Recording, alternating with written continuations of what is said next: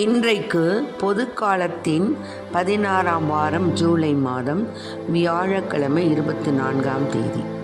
இன்று தேவன் நமக்கு தரும் ஜீவ நீரூற்றான இறை வார்த்தைகள் புனித மத்தேயு எழுதிய நற்செய்தி இயல் 13 இறை வார்த்தைகள் 10-17 முடிய.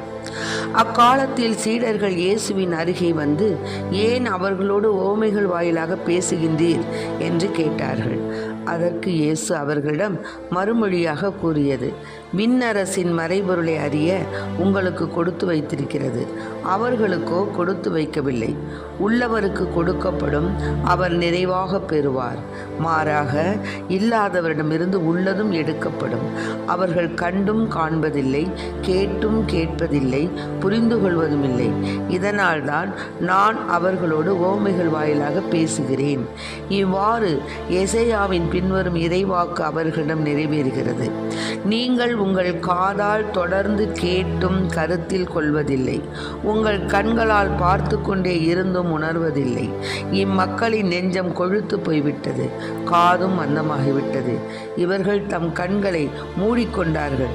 எனவே கண்ணால் காணாமலும், காதால் கேளாமலும், உள்ளத்தால் உணராமலும், மனம் மாறாமலும் இருக்கின்றார்கள். நானும் அவர்களை குணமாக்காமல் இருக்கிறேன். உங்கள் கண்களோ பேறு பெற்றவை, ஏனெனில் அவை காண்கின்றன. உங்கள் காதுகளும் பேறு பெற்றவை, ஏனெனில் அவை கேட்கின்றன. நான் உறுதியாக உங்களுக்கு சொல்கிறேன், பல இறைவாக்கினர்களும் நேர்மையாளர்களும் நீங்கள் காண்பவற்றை காண ஆவல் கொண்டிருந்தார்கள், ஆனால் அவர்கள் காணவில்லை. நீங்கள் கேட்பவற்றை கேட்க விரும்பினார்கள், ஆனால் அவர்கள் கேட்கவில்லை. ஆண்டவரின் அருள்வாக்கு. கிறிஸ்துவே மக்கு புகழ். இன்றைக்கு நம் தேவன் தரும் ஜீவ நீரூற்றான இறை வார்த்தைகளை கேட்டோம். அதாவது ஏசப்பா மற்றவங்களுக்கெல்லாம் ஓமைகள் வாயிலாக சொன்னதை கேட்டுக்கிட்டு இருந்த சீடர்கள், நீங்கள் ஏன்பா இவங்களுக்கெல்லாம் ஓமைகள் வாயிலாகவே சொல்கிறீங்களே ஏன்னு கேட்டார். அப்போது நம் கண்களால் காண முடியாத உண்மைகள் இவ்வுலகில் பல உள்ளன. உதாரணமாக, நம்ம காற்றை பார்க்க முடியுமோ? முடியாது. அதை உணர முடியுமா? முடியாது. ஒளியை பார்க்க முடியாது, கேட்கவும் முடியாது. அதுபோன்று தான் கடவுளும் உண்மையானவர், ஆனால் அவரை யாரும் பார்த்ததும் இல்லை. இயேசுவை தவிர இயேசு தந்தையாகிய கடவுளோடு இருந்தவர், அவரை பார்த்தவர், அறிந்தவர். இந்த உண்மையை இயேசு தம் சீடர்களுக்கு எடுத்துரைக்கின்றார். இதே போன்று யூதர்களுக்கும் இயேசுவை அறிய வாய்ப்பு கிடைத்தது, ஆனால் அவர்கள் என்ன பண்ணலை? ஏற்றுக்கொள்ளவில்லை. அவர்கள் கண்ணிருந்தும் குருடர்களாய், காதிருந்தும் செவிடர்களாய் வாழ்ந்தனர்.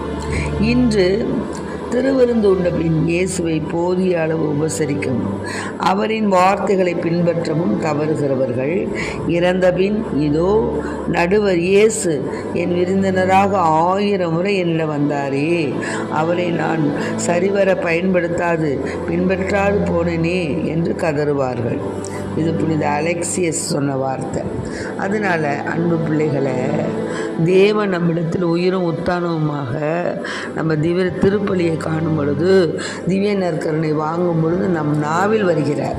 நாம் எத்தனை பேர் அவருக்கு மதிப்பு கொடுத்து மரியாதை கொடுத்து ஏதோ நன்மை வாங்க போகிறது ஒரு பெரிய ஒரு கண்காட்சி போலவும், தாங்க போட்டிருக்கிற நகை நட்டுகளை அப்படியே பிறர் பார்க்கணும்னு அப்படியே முக்காடு போட்டும் போடாமையும் ஒரு ஆடம்பரமாக தான் நம்ம செல்கிறோம்.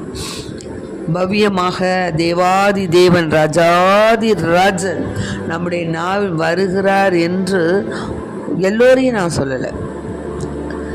ஒரு சிலர் பயபக்தியோடு ஏசப்பா வருகிறார், நம் தேவன் வருகிறார்னு ஆழ்ந்த நம்பிக்கையோடு விசுவாசத்தோடு போகிறாங்க. ஆனால் ஒரு சிலர் ஒரு முக்காடு கூட போடுறது கிடையாது. ஆடம்பரமாக தன்னுடைய நகை நட்டுகளை காண்பித்து கொண்டு, தன் முடியை விரித்து கொண்டு, அவர்கள் செய்கின்ற அலங்காரத்தை பார்க்க வேண்டும் என்று, அது என்ன நன்மை வாங்குவது, என்ன ஒரு இந்த இதெல்லாம் சொல்லுவாங்களே, இந்த ஆடம்பரமாக ஆணழகன் பெண்ணழகன் அவங்களாம் வருவாங்கள, நடை அழகு, உடை அழகு, யார் ஃபஸ்ட்டு வருவாங்க அப்படின்னு கேட்பாங்க. அது மாதிரி நன்மை வாங்க வருகிறார்கள். ஆனால் அது தவறு. தேவாதி தேவன், ராஜாதி ராஜன். இதில் பார்த்தீங்கன்னா இந்த விடுதலை பயண நூல்களில் இது ஆண்டவர் மோசேக்கு சொல்கிறாரு, நீ மக்களையெல்லாம் தூய்மைப்படுத்து, நான் உன்னோடு பேசுவேன் அப்படிங்கிறார். விடுதலை பயல் நூல்கள் 19:16-20 என்ன தெரியுங்களா? 3ஆம் பொழுது புலரும் நேரத்தில் பேரிடி முழங்கியது, மின்னல் வெட்டியது, மலை மேல் மாபெரும் கார்மேகம் கவிழ்ந்தது, எக்கால பேரொளி எழுந்தது. இதனால் பாளையத்திலிருந்து அனைவரும் நடுநடுங்கினர். கடவுளை சந்திப்பதற்காக மோசே மக்களை பாளையத்திலிருந்து வெளிவரச் செய்தார். அவர்களும் மலையடிவாரத்தில் நின்றார்கள். சீனாய் மலை முழுவதும் புகைந்து கொண்டிருந்தது, ஏனெனில் ஆண்டவர் அதன் மீது நெருப்பில் இறங்கி வந்தார். அதன் புகை தீச்சுளையிலிருந்து எழும் புகை போல் தோன்றியது. மலை முழுவதும் மிகவும் அதிர்ந்தது. எக்கால முழக்கம் எழும்பி வர வர மிகுதியாயிற்று. மோசே பேசிய போது கடவுளும் இடி முழக்கத்தில் விடையளித்தார். ஆண்டவர் சீனாய் மலை மேல் உச்சியில் இறங்கி வந்தார்.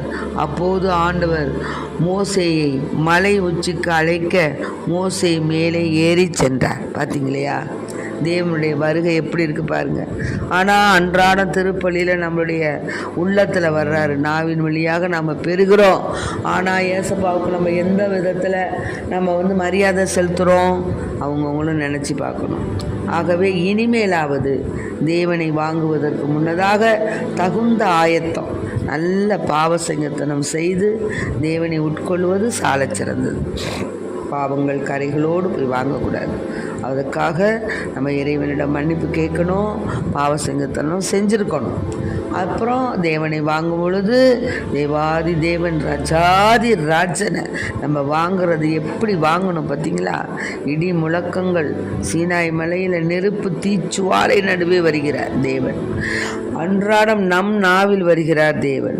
பாருங்கள், அப்போ நாம் எவ்வளவு மரியாதையோடு, எவ்வளவு சிரத்தையோடு, எவ்வளவு தாழ்ச்சியோடு, எவ்வளவு பொறுமையோடு, எவ்வளவு மிகுந்த பணிவோடு ஏசப்பாவை ஆர்வத்தோடு மகிழ்ச்சியோடு வாங்க வேண்டும் என்பதை நான் புரிந்து கொள்ள வேண்டும்.